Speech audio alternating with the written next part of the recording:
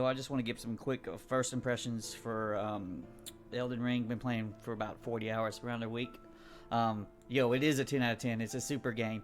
And now a lot of people were like, they're kind of intimidated by Dark Souls and stuff. It's like, well, I can't do this. I can't face adversity.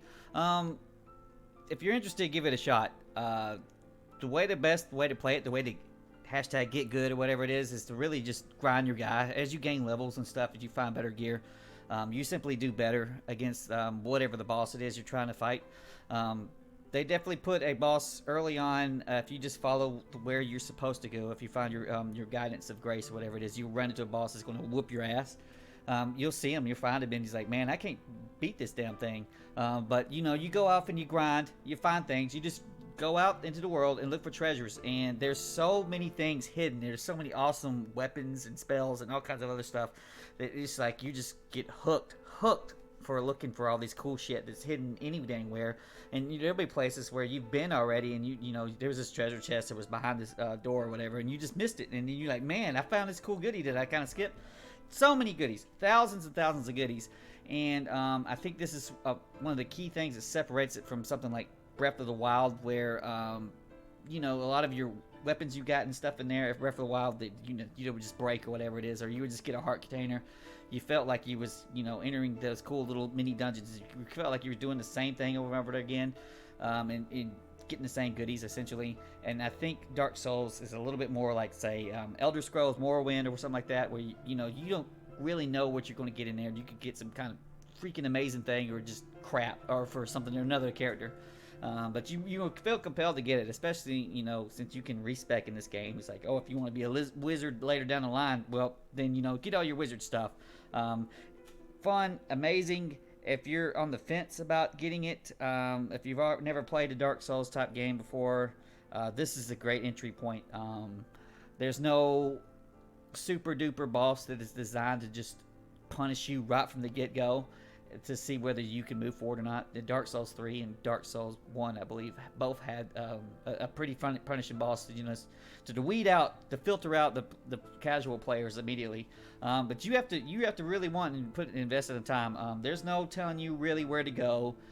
There's no telling you, a freaking just list of quests to go through. There are quests in the game, but they're not going to be written down. They're not going to be little bubble things to check through or anything like that. You just go through and you just play it. You play the hell out of it, man. And you just kind of venture out. You see a castle or a little church or whatever it is. You go in there and check it out.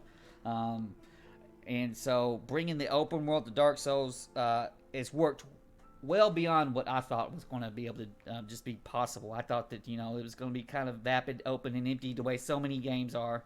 But no, this is freaking amazing. It's definitely going to be the peak of my open world games I've ever played. I would say easily number one. And I've played through Breath of the Wild. I played through like Fallout and all that stuff. But this takes the cake, man. This shit's great as far as finding treasures, going out and just getting cool goodies. Now, there's a lot of talk about performance issues and shit like that. In my opinion, they're tolerable. Now, I have a G-Sync monitor and a G-Sync TV, a variable refresh rate. That helps a lot to get rid of the stutters and whatever it is.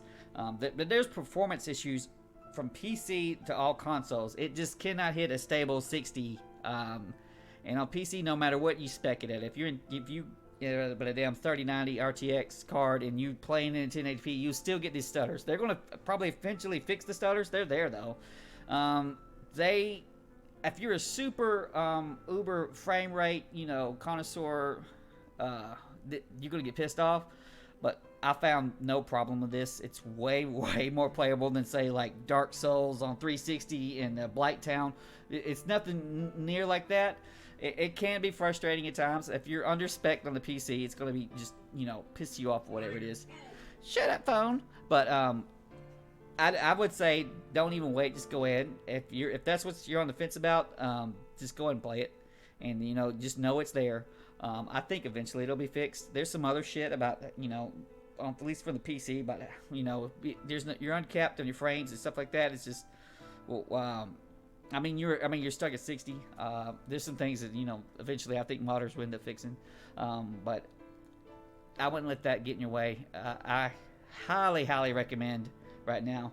I'll do a review when I beat the game, but shit, I played it 40 hours and I've beaten 2 of the main bosses, whatever that you're supposed to beat.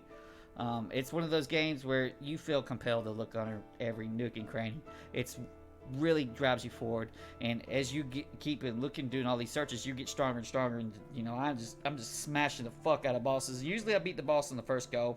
I don't have to really learn patterns. I'm assuming towards the end of the game they're going to catch up to me, but not right now. I'm an OP man, and if you do something dumb, you die. I love falling off bottomless cliffs or thinking that I could drop down and make it and just die. You'll die a lot in this game, but you just go get your souls back, and other than that, it's one of those things where you really just gotta play the game. You have to play the way the game wants you to play. You have to figure out its little tricks. If this is your first Dark Souls, it'll take you probably 10 hours to get the groove, to get how to upgrade your weapons and shit like that. It's not intuitive, and it doesn't really hold your hand. And that's where games used to be. And it's great to see a game that says, fuck it, just get out there and figure this shit out. Absolutely essential play. I'm going to gatekeep. If you're not playing this, you're not a real gamer. All that good shit. Very much worth your time. Very much worth your time. And one of the games of the generations, obviously already.